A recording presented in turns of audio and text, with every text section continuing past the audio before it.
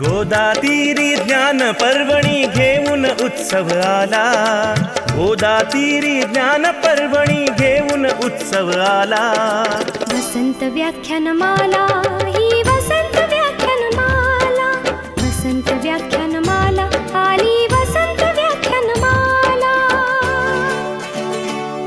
मुहूर्त मेढ मग रानडे न्यायमूर्तींनी रोवली, जोड त्याला वझेराव साहेबांची मग लाभली। कुसुमांच्या या गावामध्ये,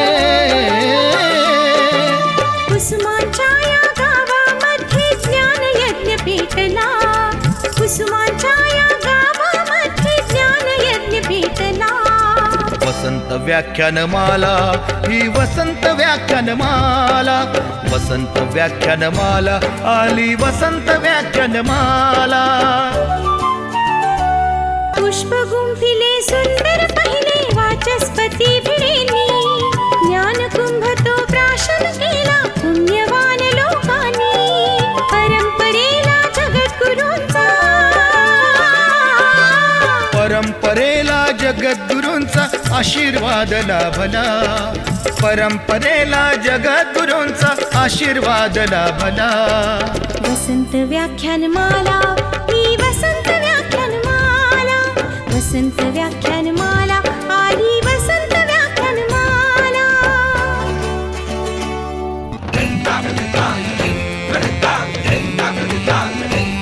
अहो देव मामलेदार पटांगण फुलू फुलू लागले, लोकहिताला शिलेदार ही निस्वार्थी लाभले। खडतर होता मार्ग तरी पण, खडतर होता मार्ग तरी पण जागर ना थांबला, खडतर होता मार्ग तरी पण जागर ना थांबला। वसंत व्याख्यानमाला ही वसंत व्याख्यानमाला, वसंत व्याख्यानमाला आली वसंत व्याख्यानमाला। गांधी नेहरू सरोजिनी अंधोंडो केशव कर्वे, स्वप्न दिले स्वातंत्र्यवीरांनी स्वतंत्रतेचे नवे। स्वरलतिकेचा स्वरसागर हा, स्वरलतिकेचा स्वरसागर श्री गोदेला भेटला। वसंत व्याख्यानमाला ही वसंत व्याख्यानमाला, वसंत व्याख्यानमाला आली वसंत व्याख्यानमाला। आचार्यात्रे हिंदुहृदय सम्राट धडाडून गेले, विचारवंतांच्या प्रतिभेचे दर्शन येथे घडले। प्रबोधनाच्या नव्या युगाचा, प्रबोधनाच्या नव्या युगाचा पुरस्कार हा झाला, प्रबोधनाच्या नव्या युगाचा पुरस्कार हा झाला। वसंत व्याख्यानमाला ही वसंत व्याख्यानमाला, वसंत व्याख्यानमाला आली वसंत व्याख्यानमाला।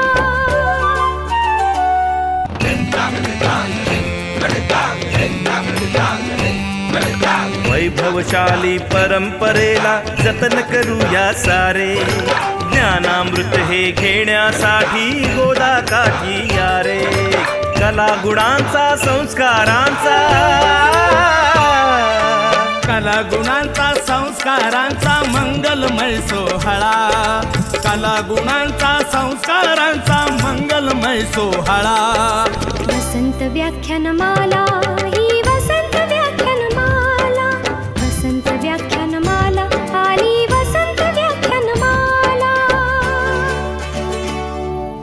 वसंत व्याख्यानमाला ही वसंत व्याख्यानमाला, वसंत व्याख्यानमाला आली वसंत व्याख्यानमाला, वसंत व्याख्यानमाला ही वसंत व्याख्यानमाला, वसंत व्याख्यानमाला आली वसंत व्याख्यानमाला।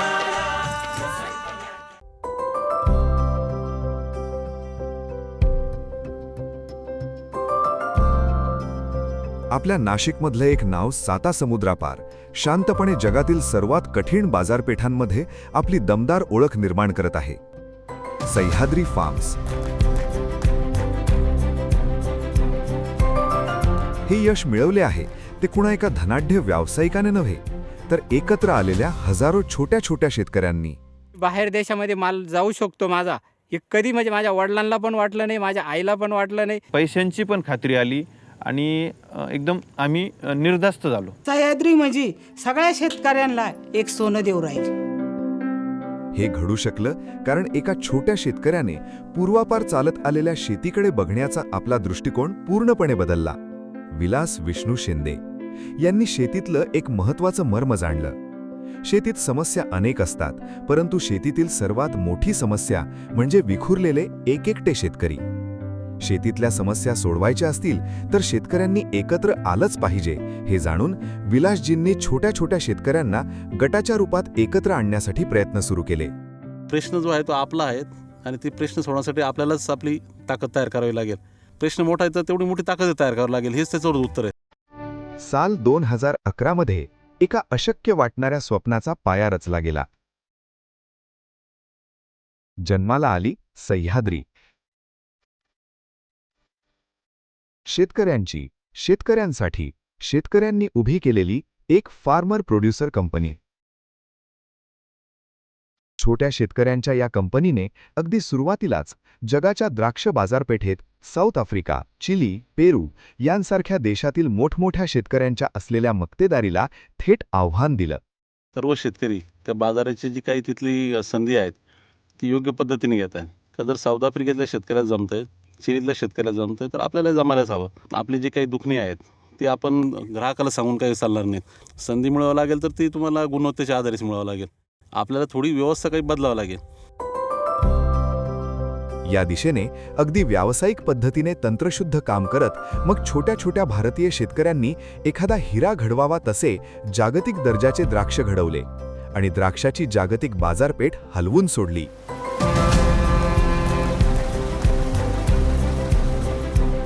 पाहता पाहता स्वतः पुढाकार घेऊन संशोधन आणि प्रयोग करून द्राक्षाच्या अनेक नवीन व्हरायटीचे उत्पादन सुद्धा सह्याद्रीने भारतात प्रथमच सुरू केले.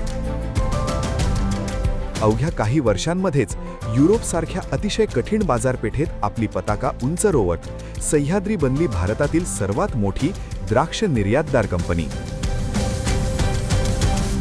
शेतीकडे एक इंडस्ट्री म्हणून बघत या हजारो छोट्या छोट्या शेतकऱ्यांनी फार्म टू फोक या संकल्पनेवर आपला हक्क प्रस्थापित केला. संपूर्ण मूल्य साखळीवर आपला दावा सांगितला. यामुळे संपूर्ण नफा शेतकऱ्यांच्या पदरी पडू लागला. शेतकरी बनले कंपनीचे शेअर होल्डर्स. 2015 पासून मी या सह्याद्रीच्या कंपनीत भागीदार आहे. त्याच्यामुळं मला सह्याद्रीचा एक खूप मोठा अभिमान आहे. आज फक्त द्राक्षच नव्हे तर इतरही अनेक पिकांमध्ये सह्याद्रीने मोठी झेप घेतली आहे. उदाहरणार्थ टोमॅटो. हिंदुस्थान युनिलिव्हर या बहुराष्ट्रीय कंपनीचे किसान टोमॅटो केचप आणि फ्रूट जॅमचे उत्पादन सुद्धा सह्याद्रीमध्ये केले जाते. तुमच्या तागात असलेला केचपही कदाचित सह्याद्रीने तयार केलेला असल्याची दाट शक्यता आहे. सोबतच संत्र्यासारख्या निंबूवर्गीय फळांचं प्रोसेसिंग प्लांट आणि काजू प्रक्रिया प्रकल्प सुद्धा सह्याद्रीने सुरू केला आहे. यासोबतच ग्राहकांसाठी आनंदाची बातमी म्हणजे ज्यूस फॉर्म आणि किचन कल्चर हे नवीन प्रकल्प देखील सह्याद्रीने सुरू केले आहेत. तुम्ही कुठल्याही पिकाचं नाव घ्या, सह्याद्रीने त्यामध्ये आपले दमदार पाऊल ठेवले आहे. तब्बल 30,000 शेतकरी, 61 सभासद शेतकरी उत्पादक कंपन्या आणि 50,000 एकर क्षेत्रावर विविध पिकांचे उत्पादन घेत आज सह्याद्री बनली आहे भारतातील सर्वात मोठी फार्मर प्रोड्युसर कंपनी. शेतकऱ्यांसाठी वेदर स्टेशन्स, अत्याधुनिक testing labs, tissue culture labs, उत्पादन, काढणी, हाताळणी, मार्केटिंग, तंत्रज्ञान, भांडवल प्रत्येक क्षेत्रात जागतिक दर्जाचे उत्तम काम करत सह्याद्री आज पोहोचली आहे जगभरातल्या तब्बल 46 देशांमध्ये. अनेक वर्ष आपण ऐकत आलो, शेतकऱ्यांना पिकवता येतं पण विकता येत नाही. पण सह्याद्रीने दाखवून दिलं की जेव्हा शेतकरी एकत्र येतात तेव्हा ते माल पिकवू शकतात आणि विकू सुद्धा शकतात. साल 2025-26 मध्ये सह्याद्रीची वार्षिक उलाढाल आहे तब्बल 2,600 कोटींची. एकतेतून शेतकऱ्यांची समृद्धी, नव्या वाणांमधून बदलत्या हवामानाशी लढाई, ग्राहकांसाठी सेफ्टी, अफोर्डेबिलिटी आणि क्वालिटी याला सर्वोच्च प्राधान्य, आणि हे करताना पर्यावरण संदर्भात कुठलीही तडजोड न करणे, या आपल्या तत्वांशी सह्याद्री सदैव प्रामाणिक राहिली आहे. फक्त व्यवसायच नव्हे तर आपले सामाजिक भानही सह्याद्रीने मनापासून जपले आहे. शेतकऱ्यांसाठी फार्मर फॅसिलिटी सेंटर, टाटा स्ट्राईव्हच्या सहकार्याने उभारलेले ग्रामीण भागातील युवकांसाठी स्किल डेव्हलपमेंट सेंटर, शेतकरी उत्पादक कंपन्यांसाठी तसेच शेती व्यवसायातील स्टार्टअपसाठी इन्क्युबेशन सेंटर, हे सर्व सह्याद्री चालवत आहे. तब्बल 6,000 लोकांना सह्याद्रीच्या माध्यमातून रोजगाराची संधी उपलब्ध झाली आहे. आम्हाला खूप आनंद आहे. नाही तर आम्हाला जॉबसाठी पुन्हा मुंबई इकडे तिकडे आज जाण्याची गरज नाही. घराच्या जवळच्या जवळ आम्हाला रोजगार उपलब्ध झालेला आहे. लोकसहभागातून सर्वांगीण ग्रामीण विकासासाठी सह्याद्री झटत आहे. छोटे शेतकरी जर एकत्र आले तर ते एक मोठी झेप घेऊन आकाश काबीज करू शकतात, हे सह्याद्रीने सिद्ध करून दाखवलं आहे.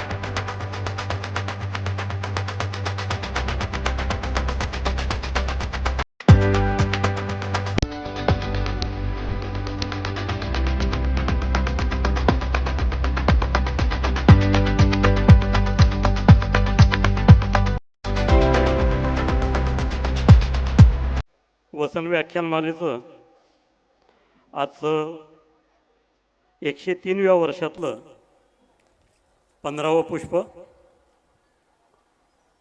हे पुष्प नाशिकला वाचन संस्कृतीची सवय लावणारे आणि पुस्तक विकत घेऊन वाचायला शिकवणारे स्वर्गीय दगेम खैरनार गुरुजी यांच्या स्मृतिप्रित्यर्थ आपण गुंफत आहोत. हे पुष्प गुंफण्यासाठी आपल्यामध्ये पुणे येथील आयकर आयुक्त सन्माननीय डॉक्टर नितीन वाघमोडे यांचं व्यासपीठावर आगमन झालं आहे. आपण टाळ्यांच्या गजरात त्यांचं स्वागत करूया.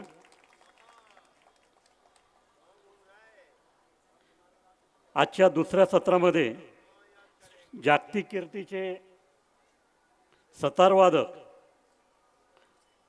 पंडित रविचारी यांचा सितार सिम्फनी हा बहारदार कार्यक्रम या ठिकाणी होईल आणि कुमार शौनकदेव यांच्या चित्रांचं प्रदर्शन आपण आयोजित केलेलं आहे.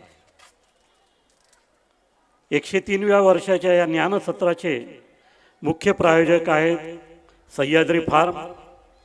जे सह्याद्री फार्म यांनी 25,000 शेतकऱ्यांना एकत्रित करून उत्तम दर्जाचा फळफळावळ निर्माण करून जगभरातील बाजारामध्ये मानाचं स्थान आपल्या शेतकऱ्यांना निर्माण करून देण्याची कामगिरी केलेली आहे. आजच्या या कार्यक्रमाचे प्रायोजक आहेत बँक ऑफ महाराष्ट्र, जी आपल्या सगळ्या मराठी माणसांची शान असलेली भारतातली एक अग्रगण्य बँक आहे. आजच्या पुष्पास आपण प्रारंभ करूया. आपले सर्व श्रोते तसंच यूट्यूब आणि समाज माध्यमांवर या कार्यक्रमाचा लाभ घेणारे सर्व श्रोते यांचं मी मनपूर्वक स्वागत करतो. सर्व पाहुण्यांचंही स्वागत करतो. प्रारंभी आपण स्वर्गीय खैरनार गुरुजी यांच्या जीवनावरील चित्रफित बघूया आणि त्यानंतर मी पाहुण्यांना विनंती करेन आपण खैरनार गुरुजी यांच्या प्रतिमेला पुष्पहार अर्पण करावं.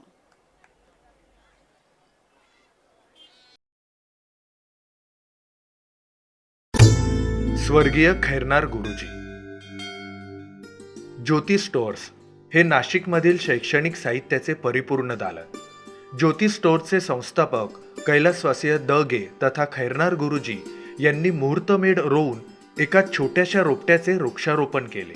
नाशिककरांची शैक्षणिक साहित्य, शालेय पुस्तके यांची गरज ओळखून प्राथमिक शिक्षक म्हणून नोकरी करत असणाऱ्या खैरनार गुरुजींनी आपल्या 2-4 शिक्षक मित्रांना बरोबर घेऊन महात्मा गांधी रोडवरील 8x8च्या जागेत ज्योती स्टोअर्स दुकानाची सुरुवात केली 1958 साली.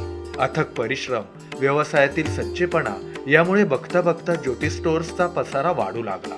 नाशिक शहराबरोबरच नाशिक जिल्हाभर शाळा, महाविद्यालय, शैक्षणिक संस्था यांच्यापर्यंत ज्योती स्टोअर्सचा शैक्षणिक साहित्याचा पुरवठा होऊ लागला.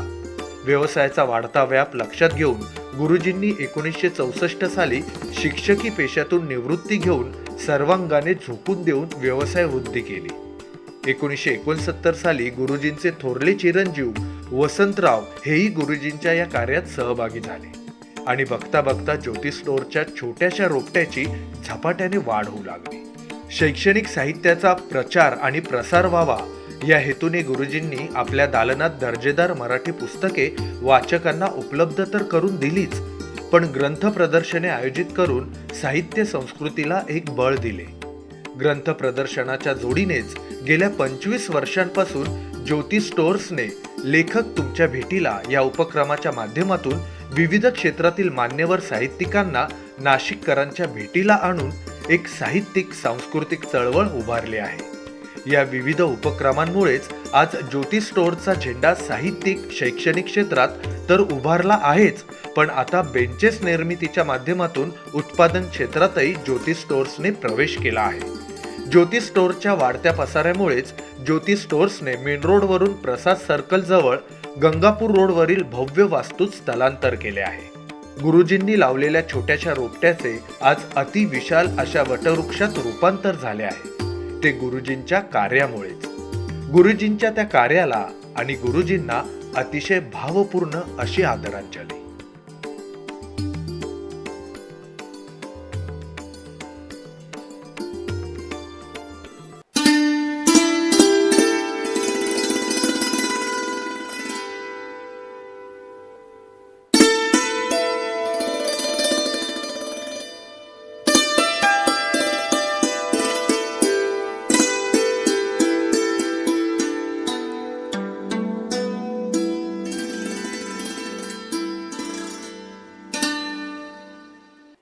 आजचे वक्ते डॉक्टर नितीन वाघमोडे यांचा परिचय करण्यासाठी आमच्या व्याख्यानमालेच्या पदाधिकारी प्राचार्य संगीता बापना यांना विनंती करतो.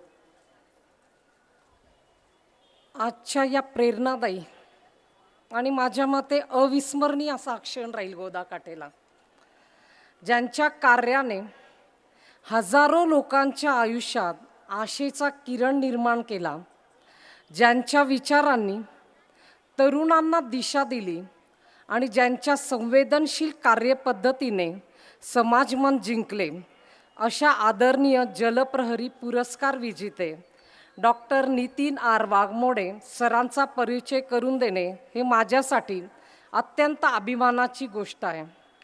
सरांचं व्यक्तिमत्व म्हणजे ज्ञान, कर्तृत्व, प्रामाणिकपणा, संवेदनशीलता आणि समाजाप्रती असलेला अपार बांधिलकीचा सुंदर संगम आहे. अत्यंत साध्या परिस्थितीतून अथक परिश्रम, जिद्द आणि अभ्यासू वृत्तीच्या बळावर त्यांनी यशाची उंच शिखरे गाठली. सन 2005 UPSC सारख्या देशातील सर्वोच्च आणि कठीण परीक्षेत देशभरात 179 क्रमांक मिळवून त्यांनी आपल्या बुद्धिमत्तेची वेगळी छाप निर्माण केली. वैद्यकीय शिक्षण पूर्ण करून त्यांनी केवळ डॉक्टर म्हणून नव्हे तर एक संवेदनशील प्रशासक, समाजविमुख अधिकारी म्हणून आपली ओळख निर्माण केली.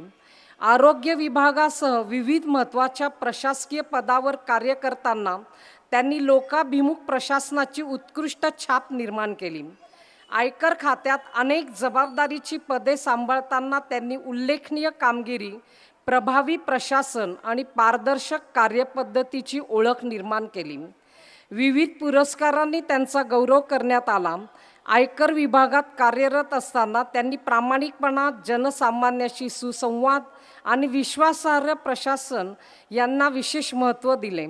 प्रशासन हे केवळ नियमांचे नसून विश्वासाचे माध्यम असते हे त्यांनी आपल्या कार्यातून सिद्ध केले. त्याचबरोबर जलसंवर्धन, पाणी यांचंही त्यांचं कार्य फार मोठं आहे. आपण ते फिल्मद्वारे बघणार आहोत. एक प्रभावी नियोजन, जल साक्षरता अभियान आणि सामाजिक सहभागातून त्यांनी जलकार्याला लोकचळीचे स्वरूप दिले. त्याचमुळे त्यांना प्रहरी पुरस्काराने सन्मानित होणे ही त्यांच्या समाजोपयोगी कार्याचीच पावती आहे. समाजाच्या भविष्यासाठी पाण्याचे महत्त्व त्यांनी ओळखले. त्यांच्या व्यक्तिमत्वात एक कर्तव्यदक्ष अधिकारी दिसतो, पण त्याहून मोठा एक संवेदनशील माणूस दिसतो. त्यांच्या शब्दात आत्मीयता आहे, निर्णयामध्ये दूरदृष्टी आहे आणि कार्यात समाजासाठी झटण्याची अखंड तळमळ आहे. आज अनेक तरुण त्यांना आदर्श मानतात, कारण सरांनी आपल्या कृतीतून दाखवून दिले की मोठे पद मिळवणे हेच यश नसतं, तर त्या पदाचा उपयोग समाजाच्या भल्यासाठी करणं हेच खरं यश असतं. अशा या अभ्यासू, कर्तृत्ववान, प्रेरणादायी आणि समाजहितासाठी सतत झटणाऱ्या व्यक्तिमत्वाचे स्वागत करताना आपले सर्व नाशिककरांचे मन भरून येते. चला एकदा जोरदार टाळ्या सरांसाठी होऊ द्या. सर, आपल्याला शब्दात गुंफणं फार अवघड आहे, तर एक दोन शब्दात: जिद्दीच्या बळावर गाठली यशाची शिखरे, जिद्दीच्या बळावर गाठली यशाची शिखरे, सेवेच्या वाटेवर उमटवले कार्याचे ठसे, पाण्याच्या प्रत्येक थेंबाला दिला जीवनाचा मान. डॉक्टर वाघमोडे सर म्हणजे समाजासाठी प्रेरणेचे स्थान, प्रेरणेचे स्थान. धन्यवाद. वाघमोडे सर आपल्या भाषणामध्ये त्यांनी पाण्याच्या संदर्भात केलेल्या कामाबद्दल प्रकाशझोत टाकतीलच, पण एक आपण छोटीशी चित्रफीत तत्पूर्वी बघूया.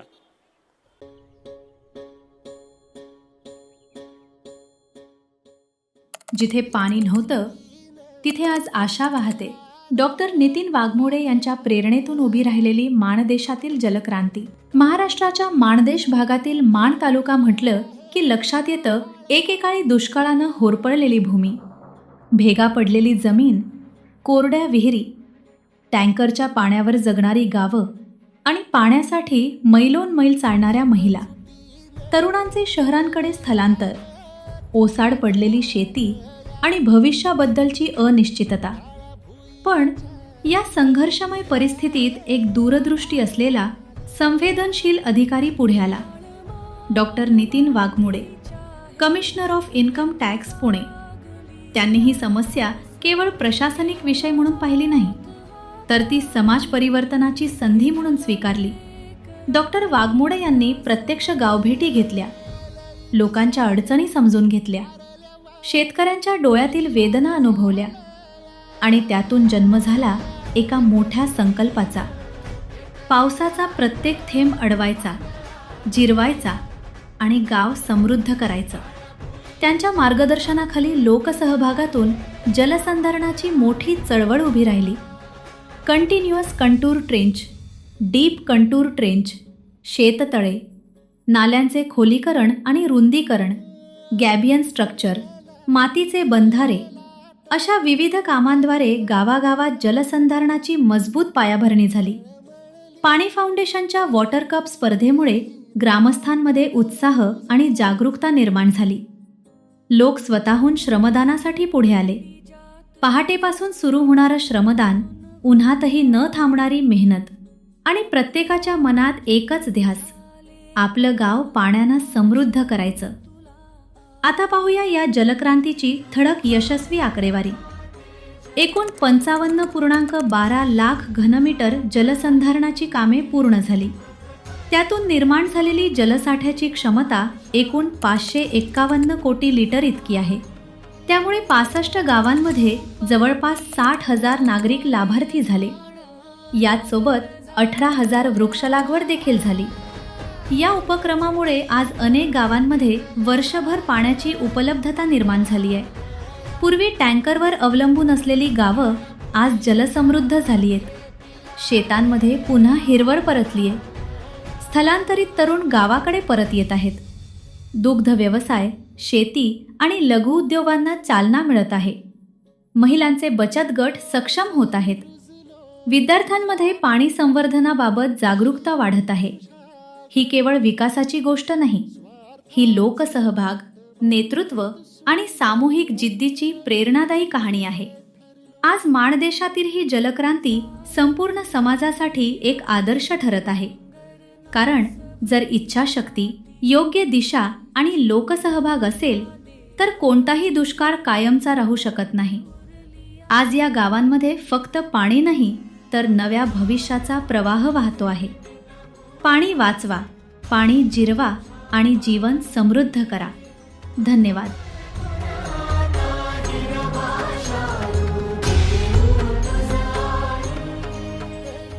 डॉक्टर नितीन वाघमोडे हे कोणताही प्रबंध लिहून PhD मिळविलेले डॉक्टर नाही, तर ते MBBS झाले आणि MBBS झाल्यानंतर त्यांनी प्रशासकीय सेवेमध्ये प्रवेश केला. उत्तम गुणवत्तेने परीक्षा पास झाले आणि समाजाच्या जे काही वेगवेगळ्या समस्या आहेत त्या सोडविणारे ते डॉक्टर बनलेले आहेत. मी डॉक्टर राजेंद्र खैरनार यांना विनंती करतो, आपण व्याख्यानमालेच्या वतीनं डॉक्टर नितीन वाघमोडे यांचा या ठिकाणी सत्कार करावा. जयंत खैरनार यांचा सत्कार प्रज्वल पानसरे यांनी करावा असे मी त्यांना. आपल्यामध्ये डॉक्टर नितीन वाघमोडे यांचे वर्गमित्र सप्तशृंग वैद्यकीय आयुर्वेद महाविद्यालय जे आहे त्याचे विश्वस्त आणि बालरोगतज्ञ डॉक्टर संदीप पाटील देखील उपस्थित आहेत. मी त्यांना व्यासपीठावर येण्याची विनंती करतो आणि सोनल दगडे यांना विनंती करतो, आपण डॉक्टर संदीप पाटील यांचा व्याख्यानमालेच्या वतीनं सत्कार करावा.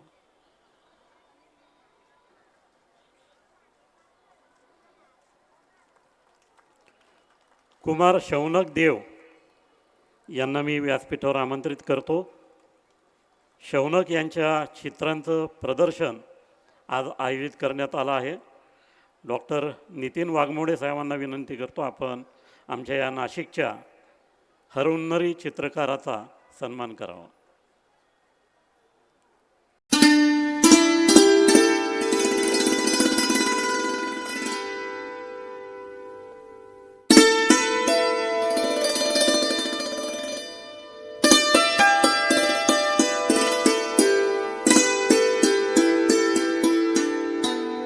उद्या आपल्यामध्ये पहिलं पुष्प गुंफण्यासाठी येणार आहेत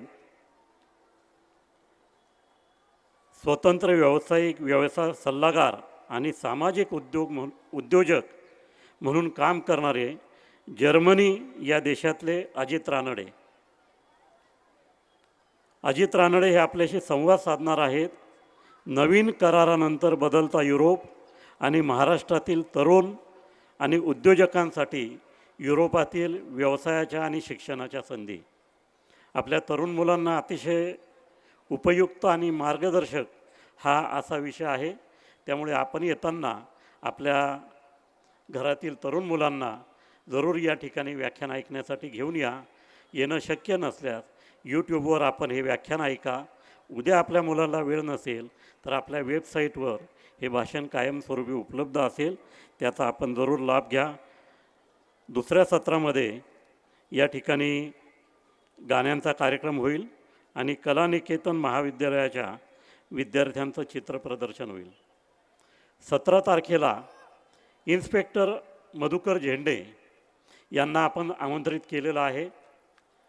कुख्यात तस्कर चार्ल्स सोबराज याला पकडण्याची अविस्मरणीय कामगिरी मधुकर झेंडे यांनी केली होती आणि त्या काळातील अनेक कुख्यात तस्करांना देखील गजाआड करण्याचं काम मधुकर झेंडे यांनी केलं होतं. गेल्या वर्षी OTT प्लॅटफॉर्मवर मनोज बाजपेयी यांनी मधुकर झेंडे यांच्या जीवनावर काढलेला सिनेमा अतिशय गाजला होता आणि त्यामुळे फक्त वयवर्ष 82 असलेल्या मधुकर झेंडे यांना आपल्यामध्ये येण्यासाठी आपण आमंत्रित केलेलं आहे. 18 मे रोजी स्वर्गीय बाळासाहेब ठाकरे जन्मशताब्दी वर्षानिमित्त खासदार अरविंद सावंत यांचं आपण भाषण आयोजित केलेलं आहे. मर्मभेदी बाळासाहेब हा त्यांच्या भाषणाचा विषय आहे. 19 मे रोजी प्रथितयश उद्योगपती आणि गीता परिवाराचे राष्ट्रीय कार्याध्यक्ष डॉक्टर संजय मालपानी यांचं भाषण होईल. थांबण्याची कला हा त्यांचा विषय आहे. 20 मे रोजी प्रख्यात कवी कैलासवासी नारायण सुर्वे यांच्या जन्मशताब्दी वर्षानिमित्त भाकरीचा चंद्र या विषयावर आपण कार्यक्रम ठेवला आहे. प्रख्यात साहित्यिक महेश केळुसकर आणि डिंपल प्रकाशनचे संचालक अशोक मुळे हे या ठिकाणी येणार आहेत. 21 मे रोजी तेंडल्या या चित्रपटाचे दिग्दर्शक सचिन जाधव हे येणार आहेत. सचिन तेंडुलकर यांच्या जीवनावरचा सिनेमा त्यांनी काढला आहे. स्वप्नांचा पाठलाग करताना हा त्यांचा विषय आहे. या ठिकाणी विषयपत्रिका कार्यक्रमपत्रिका उपलब्ध आहे. आपण सगळ्यांनी ज्यांना कार्यक्रमपत्रिका मिळाली नसेल ती जरूर घ्यावी आणि अधिकाधिक संख्येने व्याख्यानांचा लाभ घ्यावा अशी मी विनंती करतो. आपल्या सर्वांचं पुन्हा एकदा स्वागत करतो आणि आदरणीय डॉक्टर वाघमोडे साहेबांना विनंती करतो आपण आजच्या पुष्पास प्रारंभ करावा. पाणी संकट, आजची वस्तुस्थिती आणि उद्याची जबाबदारी, लोकसहभागातून जलक्रांती. धन्यवाद. बेनीसाहेब काही दिवसांपूर्वी पुण्याला आले होते आणि त्यांनी मला वसंत व्याख्यानमालेबद्दल सांगितलं. आज या व्याख्यानमालेला 103 वर्ष पूर्ण होत आहेत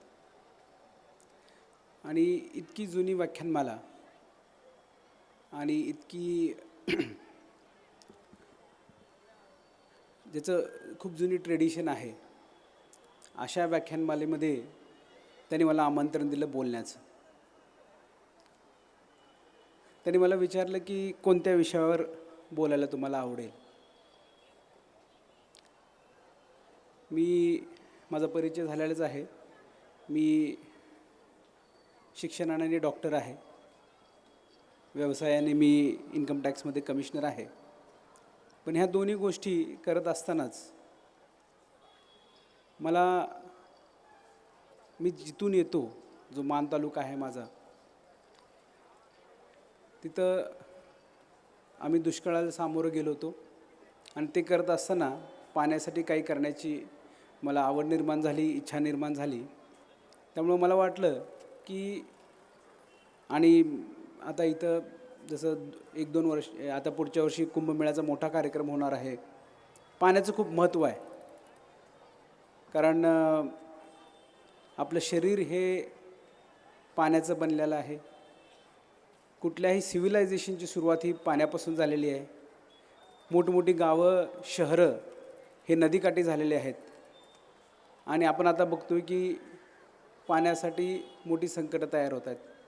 तर मला वाटलं की पाण्यावर इथं बोललं पाहिजे. त्यामुळं मी पाणी संकट, आजची वस्तुस्थिती आणि उद्याची जबाबदारी हा विषय निवडला आहे. आणि हे काम करत असतानाच मला असं दिसलं की आपण जर लोकसहभागातून कामं केलीत तर नक्कीच कोणत्याही गोष्टीमध्ये फरक पडू शकतो. तर तो एक मुद्दा मी ह्यात घेतलेला आहे. इथं उपस्थित असलेले ह्या संस्थेचे बेनीसाहेब, जयंत खैरनारजी, राजेंद्र खैरनारजी, माझे मित्र डॉक्टर संदीप पाटील, बाफना मॅडम, दगडे मॅडम, आमचे इन्कम टॅक्स डिपार्टमेंटमधून आलेले बोराडेजी आणि महिपालजी आणि बंधू भगिनीनो,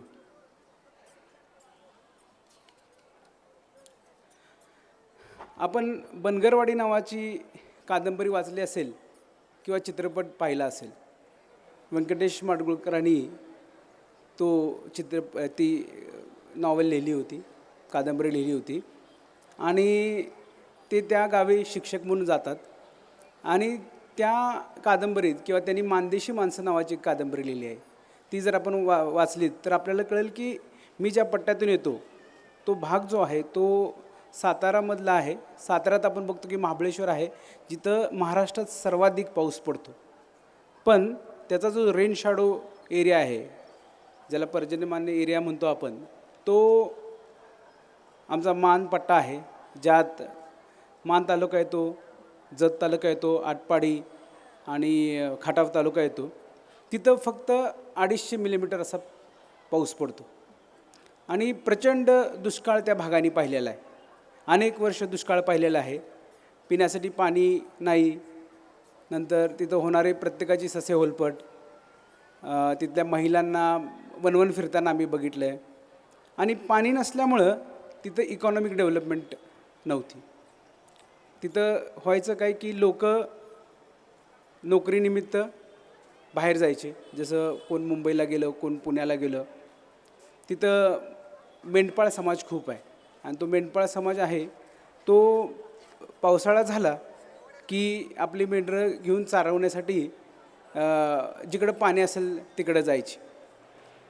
आणि बाकीची जी लोक आहेत ते ऊसतोडीसाठी इकडं तिकडं निघून जायचे. त्यामुळं इम्पॅक्ट काय व्हायचा की त्या गावांमध्ये फक्त एकतर सिनियर सिटीजन असायचे किंवा मुलं असायची. मेन तरुण असा कोण तिथं नसायचा आणि त्यामुळं काय व्हायचं, ते अख्ख्या गावाचं सामाजिक जी स्थिती आहे ती बिघडत जाते. कारण कर्ता पुरुष किंवा कर्ती स्त्री त्या गावामध्ये नसल्यामुळे तिथं बरंच सामाजिक असे प्रश्न निर्माण व्हायला लागले.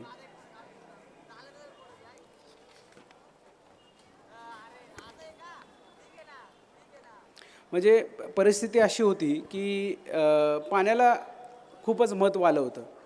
जसं मी ही खेड्यातली परिस्थिती सांगितली तशी शहरांमध्ये, म्हणजे तिथं जी छोटी मोठी शहरं आहेत तिथंही सगळं पाण्याभोवती चालू होतं.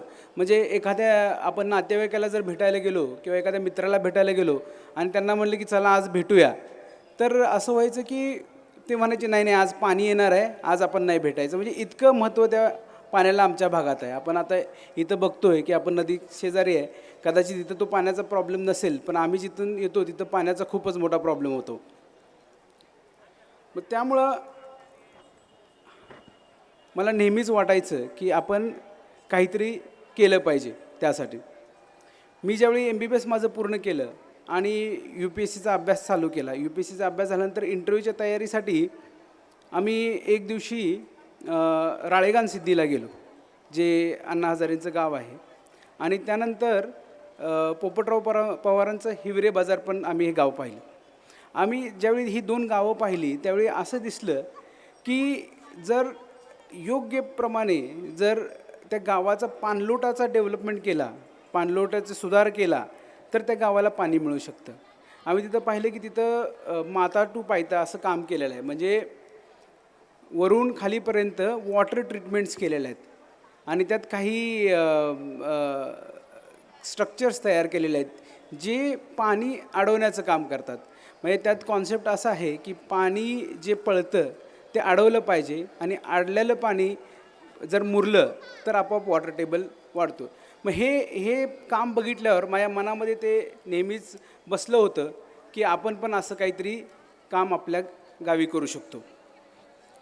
मग गावी आल्यानंतर सगळ्यांशी आम्ही चर्चा केली की आपण असं काही करू शकतो का. तिथं काय झालं होतं की तिथल्या प्रत्येक माणसाला त्यांनी हे सगळं काही बघितलंच नव्हतं.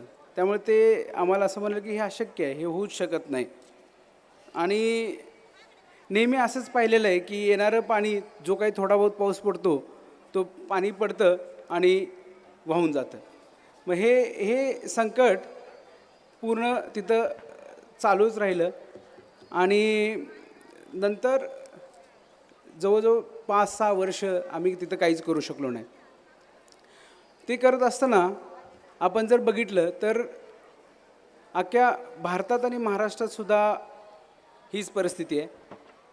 प्रॉब्लेम आपला हा आहे की आपली जी लोकसंख्या आहे ती जवळजवळ जगाच्या 18% लोकसंख्या आहे. म्हणजे जगाची लोकसंख्या जर आपण बघितली तर ती 500 म्हणजे जवळजवळ 500 ते 600 कोटी असेल आणि आपण जवळजवळ 140 कोटीच्या आसपास आहोत. आता हा नीती आयोगचाच रिपोर्ट आहे की 18% लोक आपल्याकडं आहेत, पण 4% पाणी आपल्याकडं आहे जे गोडं पाणी आहे, जे आपण पाणी वापरू शकतो प्यायला किंवा आपण वापरू शकतो. म्हणजे तफावत पाहिली तर चौपट जास्त पॉप्युलेशनला आपल्याला त्या आहे त्या पाण्यात वापरायचं आहे ते पाणी.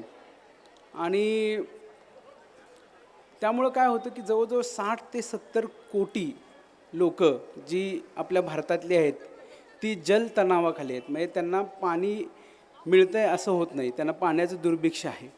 आणि आपण असंही पाहिलं की जवळजवळ 2 लाख मृत्यू दरवर्षी ह्या पाणी नसल्यामुळं झालेले आहेत किंवा दूषित पाणी पिल्यामुळं झालेले आहेत. तर हा तसा खूप मोठा प्रॉब्लेम आहे सध्या आपल्या भारतामध्ये. आता अशातच काय झालं आहे की पार्लिमेंटमध्ये जी पब्लिक अकाउंट्स कमिटी असते त्यांनी पण असं सांगितलं की आपण जगाच्या 25% भूजल जे असतं ते उपसण्याचं काम करतो. म्हणजे आपण पिण्याचं 80% पाणी, आता जरी इथं नदी असेल किंवा आपण डॅमचं जरी पाणी वापरत असलो तरी आपण पाहतो की जवळजवळ 80% पिण्याचं पाणी हे आपण उपसून घेतलेलं पाणी असतं, जमिनीतलं पाणी असतं. म्हणजे समजा आपण बोरवेलचं पाणी घेतो, विहिरीचं पाणी घेतो, तर 80% पिण्याचं पाणी हे ह्यातूनच वापरलं जातं. आणि शेतीचं जवळजवळ 60%, म्हणजे आपण जर पाहिलं कुठेही आपण शेती घ्यायला गेलो तर आपण बघतो की एखादी विहीर आहे का त्या शेतीमध्ये, तरच म्हणतो की हे चांगली शेती आहे.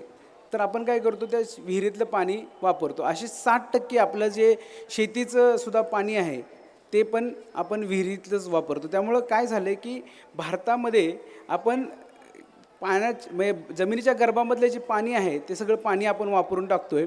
आणि अशी काही स्टेट्स आहेत, जवळ 4 ते 5 स्टेट भारतातले असे आहेत की जे 100% भूजल वापरत आहेत. म्हणजे जितकं पाणी मुरू शकतं त्याहीपेक्षा जास्त ते उपसण्याचं काम करत आहेत. त्यामुळं आता जवळजवळ हा एक मोठा प्रॉब्लेम भारताला, महाराष्ट्राला येणार आहे. आपण ह्या सिच्युएशनमध्ये जरी पाहिलं तरी आपण एखादं घर बांधणार असो किंवा आपण एखादा बंगला बांधणार असो तरी आपण पहिलं काम करतो म्हणजे आपण बोर घेतो. आणि बेसिकली इवन आर्किटेक्ट लोक पण आपल्याला सांगतात की ह्या दिशेला बोर घ्या, ह्या दिशेला बोर घ्या, कारण तिथूनच आपण पाण्याचा स्रोत निर्माण करतो. आणि म्हणजे असं दिसतं की प्रत्येक घराच्या इथं एक बोर आहे किंवा विहीर आहे आणि आपण परत भूगर्भातलंच पाणी वापरतो. तर त्यामुळं काय होतं की हळूहळू आपण जे जमिनीत मुरलेलं पाणी आहे ते पूर्ण पाणी काढून घेतो आहे. दुसरी महत्त्वाची गोष्ट अशी आहे की पाऊस जो पडतो तो अख्ख्या महाराष्ट्रात एकसारखा पडत नाही. कुठंतरी तो खूप जास्त पडतो आणि कुठंतरी तो कमी पडतो. जिथं कमी पडतो तिथं पाणी मिळत नाही आणि जिथं जास्त पडतो ते पाणी वाहून जातं. आपण त्या पाण्याचे व्यवस्थित वापर करू शकत नाही, कारण आपण ते त्या ह्याने विचार करत नाही की बाबा इथं जास्त पडतो आहे पाऊस, तो आपल्याला कुठंतरी कसं तरी स्टोअर करून ठेवायला पाहिजे. मग तो येणारा पाऊस तसाच वाया जातो आणि जिथं पडत नाही तिथं प्रॉब्लेमच असतात. आणि भारतामध्ये कालखंड पण असा पावसाचा फिक्स नाही आहे. म्हणजे 4च महिने पाऊस पडतो आणि बाकीचे महिने पाऊस पडत नाही. त्यामुळे सुद्धा 4 महिने आपण वॉटर सरप्लस असतो आणि पुढचे 8 महिने आपल्याकडे पाण्याचा प्रॉब्लेम असतो. आणि आजकाल आपण बघतो की शेतीसुद्धा जी लोक करतात, आता बेसिकली सह्याद्री फार्म्स आपले स्पॉन्सर आहेत, त्यांनी शेतीचं एक चांगलं मॉडेल इथं आणून ठेवलेलं आहे. हॉर्टिकल्चरची शेती करण्याचं ते मॉडेल दाखवलेलं आहे. फळबागांचं ते करतात किंवा भाज्यांचं ते करतात आणि एक शेवटच्या स्टेजपर्यंत ते पोचवतात. पण बाकी महाराष्ट्रामध्ये अजूनही ऊस, केळी अशी पिकं घेतली जातात जी पाणी पूर्ण ओढून घेतात. आणि प्रोडक्टिव्हिटी बघितलं तर पाण्याच्या अनुषंगाने खूपच कमी त्यांची प्रोडक्टिव्हिटी आहे. त्यामुळे अशा प्रकारे शेती केल्यामुळे महाराष्ट्रात किंवा भारतात थोडंसं पाण्याचं इम्बॅलन्स झालेलं आहे. आणि सगळ्यात आत्ता जे महत्त्वाचं आहे ते म्हणजे प्रदूषित पाणी. म्हणजे पाणी तर आपल्याला दिसतंय, आपल्याला पाणी दिसतंय, पाणी मुबलक दिसतंय, पण ते पाणी आपण वापरू शकत नाही. कारण का? ते प्रदूषित आहे. आता आपण जर एक्झाम्पल्स घ्यायचं म्हटलं तर मुंबईत मिठी नदी आहे, पुण्यात मुळामुठा नदी आहेत. इतकं प्रदूषण आहे किंवा भारतात अनेक ठिकाणी अशा काही प्रदूषित नद्या आहेत की त्याचं पाणी आपण वापरू शकत नाही. मग ते पाणी जास्त आहे पण ते आपण पोटेबल नाही आहे किंवा आपण पिण्यासाठी वापरू शकत नाही, आपण कशासाठीच वापरू शकत नाही. त्यामुळे ते पाणी असं वाया चाललं आहे. त्यामुळे तो एक मोठा आपला कन्सर्न आहे की हे प्रदूषणामुळे जे पाणी आपण वापरू शकत नाही, तर त्यासाठी पण आपल्याला नेहमीच म्हणजे आता थोडंसं सतर्क राहिलं पाहिजे.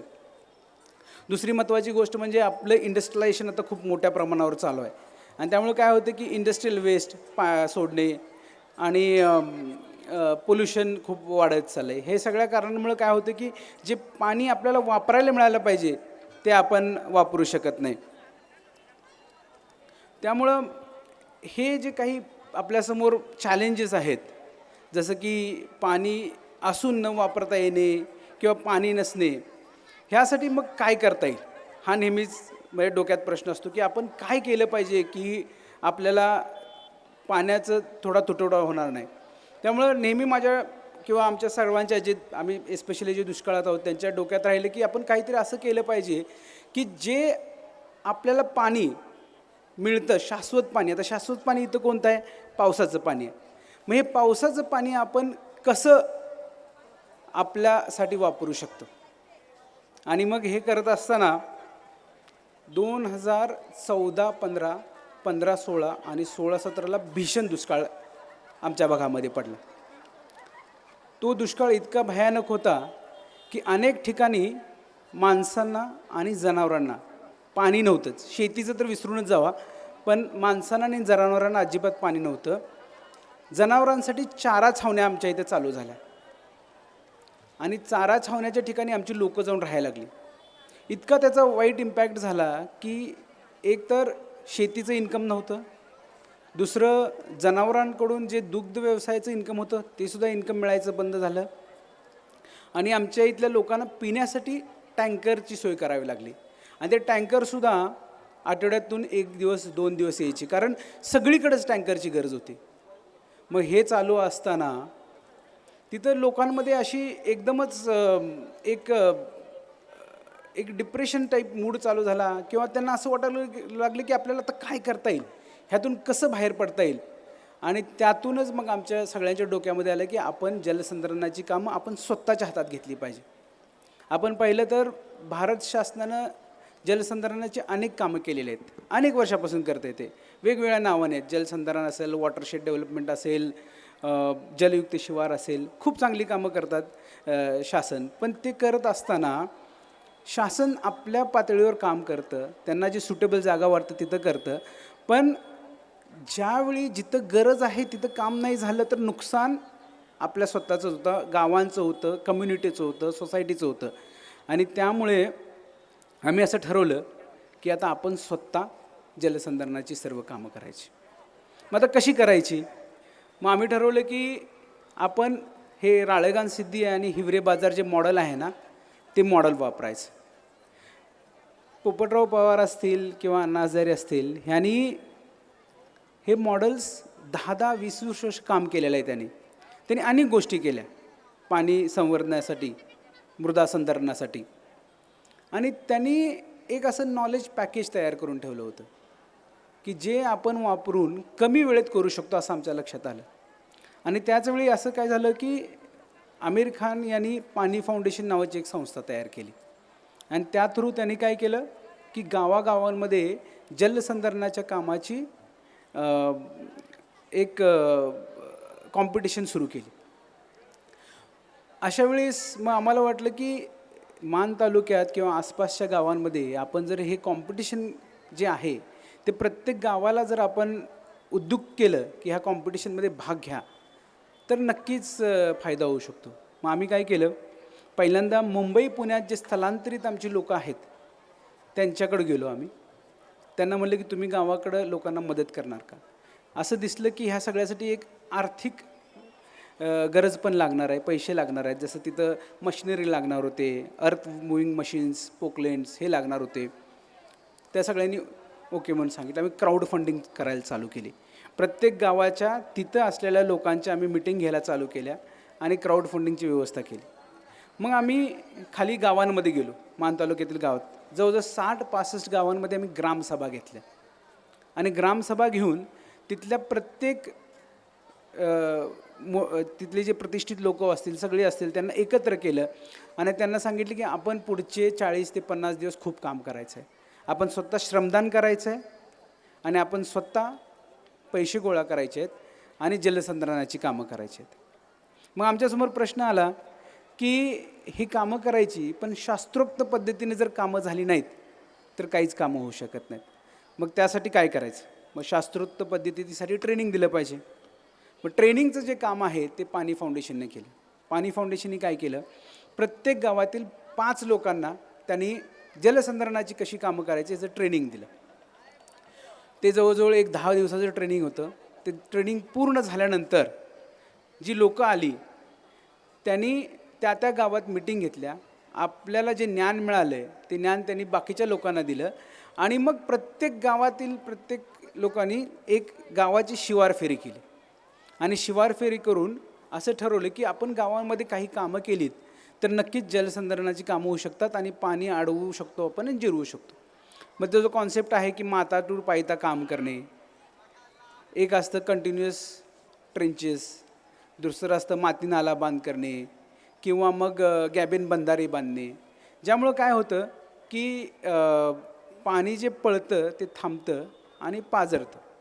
जसं त्यानंतर मग खाली पायथ्याला पाझर तलाव तयार करणे, हे सगळं कामं करण्याची ठरवली. आणि ते करत असतानाच सगळ्यात महत्त्वाचं म्हणजे प्रत्येकाला वाटलं पाहिजे की हे आपलं काम आहे आणि आपल्या गावासाठी आपण काम करतो आहे. मग त्यासाठी आम्ही असं ठरवलं की सकाळी 2 ते 3 तास प्रत्येकानं श्रमदान करायचं गावातील प्रत्येकाने.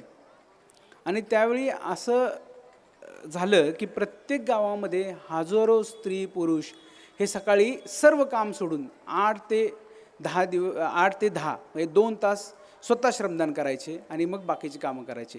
आम्ही तिथल्या तरुणांना सर्व एकत्र आणलं आणि त्या तरुणांनी बाकीची कामं संध्याकाळी दुपारी मॉनिटरिंगचं काम चालू केलं आणि असं करत करत करत जवळजवळ 60 ते 65 गावांमध्ये हे पुढच्या 2 ते 3 महिन्यामध्ये काम पूर्ण झालं. हे काम पूर्ण झाल्यानंतर आम्ही बघितलं की प्रत्येक गावामध्ये एक वेगळंच वातावरण असं तयार झालं आहे. म्हणजे इतकं चांगलं वातावरण झालं होतं, म्हणजे जसं आपण म्हणतो ना की जलसंधारणाचं आम्ही काम केलं त्याच्याबरोबर मनसंधारण पण झालं होतं. म्हणजे लोक इतकी मिसळली होती एकामेकामध्ये, त्यांची मैत्री झाली होती, जुनी भांडणं ती विसरून गेली होती. बऱ्याचदा काय होतं की बांधावरनं शेजारी पाजारीची भांडणं चालू असतात, पण इथं असं काही वेळा असं झालं की काही काम तुमच्या शेतात जरी करायचं असलं बंदस्तीचं तरी ती लोकं तयार झाली. म्हणजे लोकांमधले हेवेधावे पण कमी झाले आणि सर्व लोक एकत्र आले आणि आम्ही ते काम पूर्ण केलं.